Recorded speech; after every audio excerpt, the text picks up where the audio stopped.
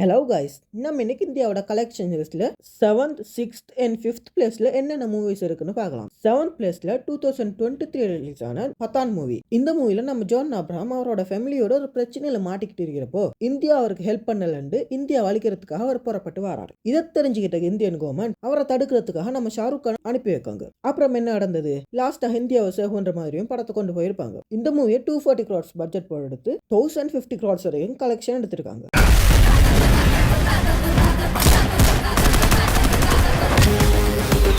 6th பிளேஸ்ல 2023 director அட்லியோட இயக்கத்துல வெளியான ஜவான் மூவி. தான் செய்யாத தப்புக்காக ஜெயிலுக்குள்ள வந்து ஒரு 6 பொண்ணுகளும் ஜெயிலரும் சேர்ந்து சமூகத்துல நடக்கக்கூடிய தவறுகளை சரி செய்யறாங்க. அதுல ஜெயிலர் ஷாருக் கானுக்கு ஒரு பிளாஷ்பேக் அண்ட் அதுல வரக்கூடிய 3 பொண்ணுங்களுக்கு பிளாஷ்பேக் படத்துல காமெடி நேரம் தோற்றிருப்பாங்க. நாம் பார்த்த பல படங்கள் இருந்து காப்பி கிளிப்ஸ் எடுத்து வச்சிருக்காரு நம்ம அட்லி. இந்த மூவியை 300 crores பட்ஜெட் போட்டு 1150 crores வரைக்கும் கலெக்ஷனும் எடுத்திருக்காங்க.